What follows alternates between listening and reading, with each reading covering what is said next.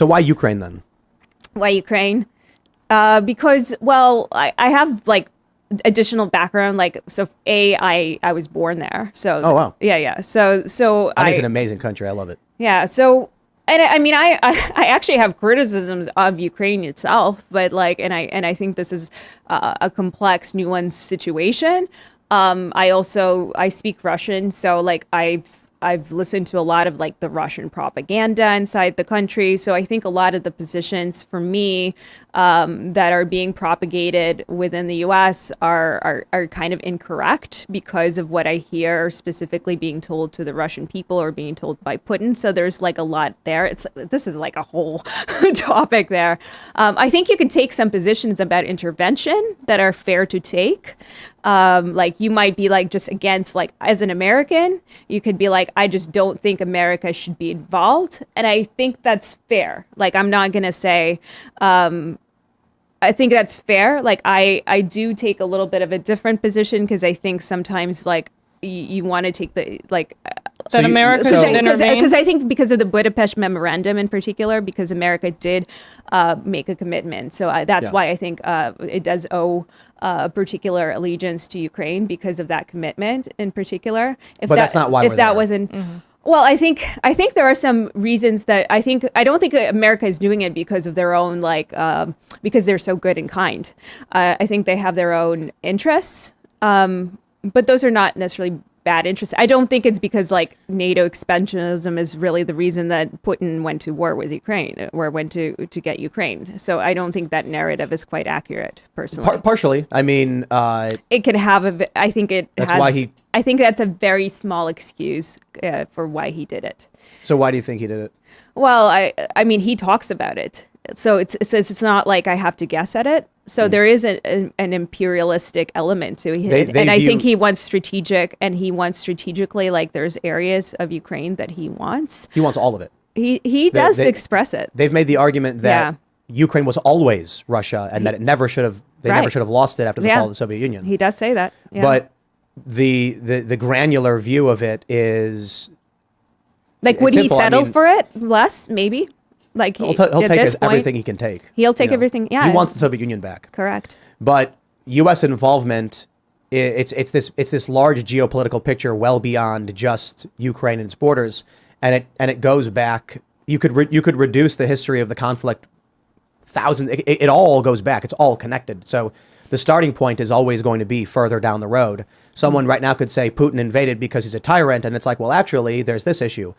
So if we take a look at... but you can do that with any country. That's what I'm saying, right? Yeah. So the real issue is that the West has been in conflict with the East. Like, that's really where it comes down to. Yeah. My view of it, for the most part, is there seems to be no solution because you get the Soviet era, you get 70 years of the communist expansion, the West opposing it for obvious reasons. There's proxy wars happening all over the place. After the fall of the Soviet Union, the now Russian government takes a certain view over what is theirs and what is right. You mentioned the Budapest Agreement. The U.S. has to come to the aid of Ukraine in the event of conflict. Then you get, I think the largest component of this is less about that and more about energy. I talk about all the time, the Qatar-Turkey pipeline, the Western powers trying to offset the Gazprom gas monopoly through Ukraine. Hence, you get Hunter Biden and a CIA director on the board of Burisma. The goal is to facilitate the bringing in natural gas and other forms of energy into Europe so that it can reduce costs and allow European expansion, because Europe as a bloc wants to compete and defeat the Chinese economic bloc. The bigger picture in this, I believe, is not so much that Putin is just like taking over land. It's that NATO is expanding for obvious reasons. Russia, we don't care about. We're concerned with China. Russia is perceivably the immediate threat to the West because Russia is our current obstacle in the bigger picture of China.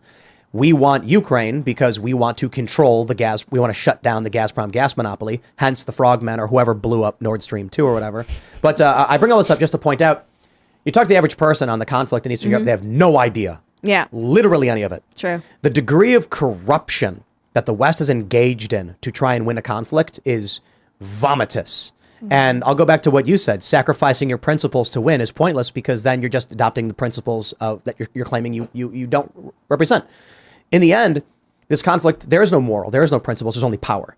The West will lie, cheat, and steal, and engage in all sorts of evil to gain more power so that they win and that we can have more comfort than the Russians. But everything is put just on the West. This is what kind of bothers me about it, is just the West, and there's so many people also cheering for Putin, which I find just kind of reprehensible. And Yeah, I find right.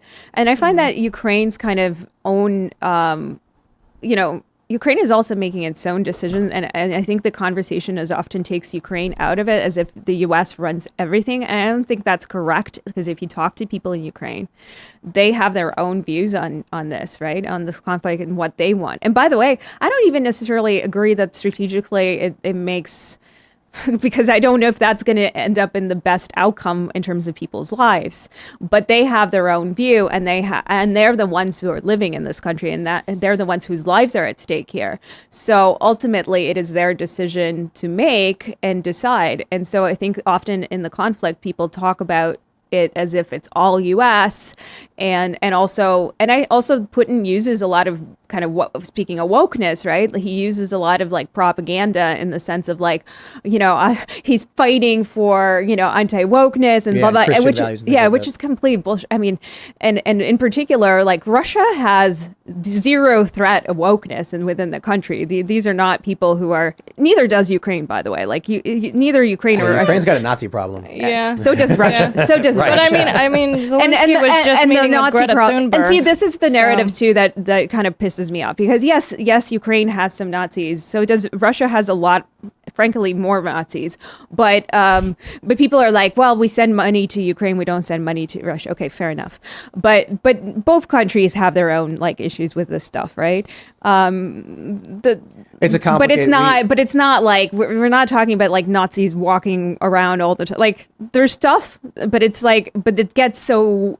It's fun to talk about for people, but that's not the main issues. My last thought on this is just because it is a bit esoteric and dry to talk about war and stuff, but isn't it fascinating the left has become the pro-war faction? Yes, but but that's not fair to characterize it as pro-war, and then the right, and then people are like, no, we are anti-war. This is not. You can't say this is how it's positioned. This is what bothers me. Okay, because first of all, I'm not pro-war, for example, right? I don't want war. Hold on. Do you support the U.S. in offering supplies to the Ukrainians to engage in war and conflict? Yes.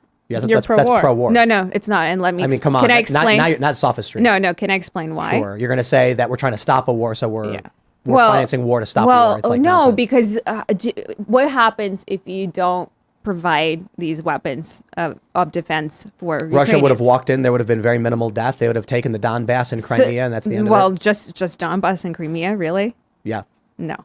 That's where the conflict is happening. I mean, look, you can. Even you said that Putin wants more. Yes. Yeah. So how do you negotiate? Because if the ultimate goal to stop war is negotiation, right? How can Ukraine negotiate with Putin in good faith with any kind of position of power if they have no power to fight back? The argument that because someone else would engage in war, we must engage in war, but I oppose war you're pro-war. No. That makes no sense. Do you support being involved in the war? That's what pro-war means, right? I'm not saying that you want war to happen all over the place. That's called you're saying let's not give people a chance to defend themselves against a much larger country with way more resources. We are not Ukraine. They can defend themselves all they want, and it's none of our business. But again, we just went back to the Budapest Memorandum, right? Yep. The U.S. is U.S. not I don't keeping support its word? I am anti-war, even in terms of the U.S. So you upholding believe that the Budapest U.S. Agreement. should not keep their word? Yes. Yes. Interesting. A generation cannot So nobody offer should up, ever. So nobody should Who said ever. nobody No, ever? because But I will tell you, the best. Sean Fitzgerald mentioned this. Ron Paul's statement last week. A generation cannot promise the sons of the future generation. You do not get to go and say, trust us, the next wave of people in this country will die for you. No way. No, I'm not interested. And for what? Russia's economy is relatively small.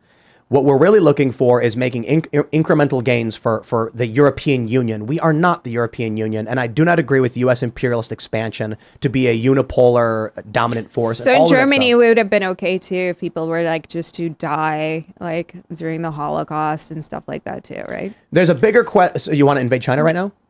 Do I want to invade because of the Uyghur Muslims? Yeah. Right. There's a big question about the expansion of like a rogue state, or like what the Nazis were doing, and even the Soviet Union. Very, very difficult questions. So I'm not like an absolutist in terms of there can never be war.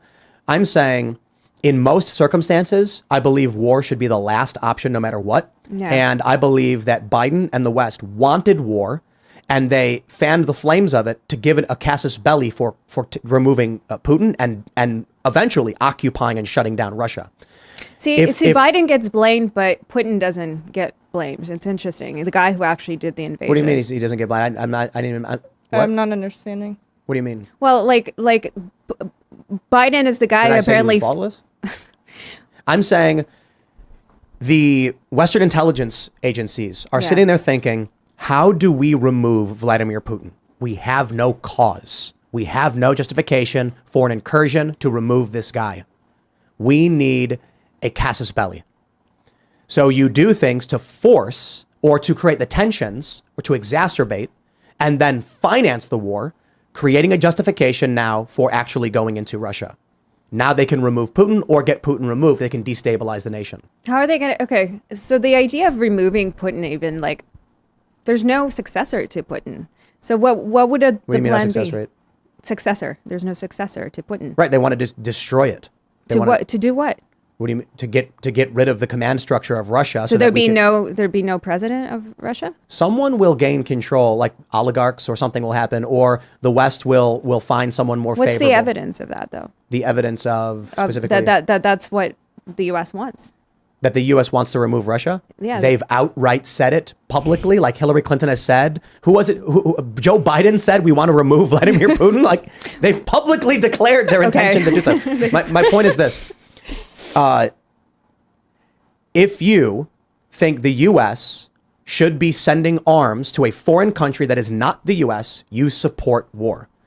I don't understand why it's so hard to just be like, yes, I'm absolutely in favor of this. I support defense. It's not the same thing. I don't think I think that's a false equivalency. Then we'll call it, you support this war. I support a country being able to defend itself. To engage in active conflict, like in an act of defense. Right. So okay, let's break down. The United States down. has to fund it. What does it mean to be pro-war? Let's not even bother with whatever you think that might mean. I will just say it plainly. You support sending weapons to Ukraine. I do. There we go. To libertarians and to anti-interventionists, that is pro-war.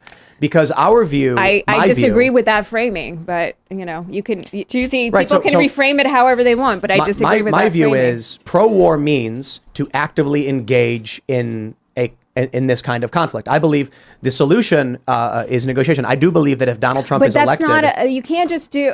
You can't. Well, Donald Trump believes that he can too. We're talking about sending billions. Yeah, because what Donald Trump will do, he'll pressure Ukraine, and he'll say, and Putin will just take whatever areas he wants, and Ukraine will have zero power to negotiate. Will the fighting stop? Not my problem.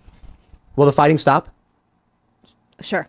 So you support a circumstance in which more people fight and die, and I support a circumstance in which less people fight and die. But pro-war versus anti-war. But you're basically, hey, Russia can go in and take whatever they want. It's a bit of a straw man explanation. Not really. My solution is the one that results in the least amount of death. And if you've got active conflict going on, but you're also saying at any point anybody can go in and take whatever they want. That's a bit absolutist. I didn't say that. Well. There's an active conflict between Russia and Ukraine right now, and the solution is the least amount of people dying. So less people can go and die, but like you're taking away the autonomy of a country. Yeah, I oppose war. I would seek to end the war by any means. So you don't mind you are in if favor Russia, of war. So you don't mind if a country, if I don't Russia mind. Came Come on, in, these are not the arguments we're making. Okay, so it's obviously bad that Putin did this. How do we stop the fighting, the bloodshed? Okay, so that means Ukraine and Russia will each lose something. It would be preferable to you, for example, if there was a war between, say, a conflict between Russia and the U.S. and wherever you live right now, came in and Russia, to stop the fighting, Russia took wherever you live right now. That would be preferable. You are saying that I, as an individual, seeing my own land invaded. Yes. Okay, that is not the same thing as the U.S. sending armaments 5,000 miles to engage in a conflict with a nation we're not at war with. Okay. Big difference. Okay. If Russia invaded U.S. soil, I'd call for a draft. I'd say it is the duty of every American to defend our land from a foreign invasion. You have to protect your territory. Ukraine but absolutely. You just said that this is about lives. You'd rather see less lives lost in Ukraine, right? Yeah. So that you are pro-war in this situation, US, but you're against war in the other situation. So the U.S. is not Ukraine. Do you understand? Do you understand that the U.S. is not Ukraine? They're two different countries. Yes, I do understand. That Ukraine is 5,000 some odd miles from us. Right. We don't live there. We don't own that. So why do you? But you made the argument that if that someone Ukraine was about my lives. home, yes, I will defend it, as people should. I would not expect Japan to defend the United States in the event. We may have allies who come to our aid. That's a bigger picture. I would actually disagree. I'd say that's not that's a different conflict. Okay, sure. No, I understand that distinction. The solution However, here, but you still said previously that it is about lives lost, right? Mm-hmm. Partially. So I don't quite. Okay, so partially. I mean, yeah, like you're making a bunch of absolute statements and straw man arguments. I don't think they're straw men. The simple picture is we are not Ukraine. We have no business with Ukraine. Yeah, those are separate arguments. And the solution to this problem of the war is to be like, let's stop it now before it goes nuclear. Because I believe Putin will use nukes. He will not give up power. Okay, but that's a different argument. Let's end the war. Yeah. So if you're worried about nukes and you're worried about escalation because you're worried about nukes and consequences to you or the U.S., fine, that's a different argument. You can make that argument. That's a different argument, though. Why don't we have war in Sudan? I don't know. Your position would mandate the U.S. be involved in every war on the planet. No, because if they, for me, just the weird one thing that for some reason you agree with. No, because only if they're ideologically left. Because of the Budapest Memorandum. Should we be at war in Syria? No. Why though? I don't understand. Budapest Memorandum. If that didn't exist, I would say you have the right to your claim. So it's not about supporting people. Otherwise, I would say, listen, because obligation. of my own personal feelings, I'm like, I would rather the U.S. be supporting Ukraine, but I would take your argument that the U.S. shouldn't be involved because, you don't want to be involved in any wars and around the conflicts around the world, and that's fine. I would be completely fine with that argument. Okay. And in general, I'm not super keen on the U.S. being involved in operations around the world.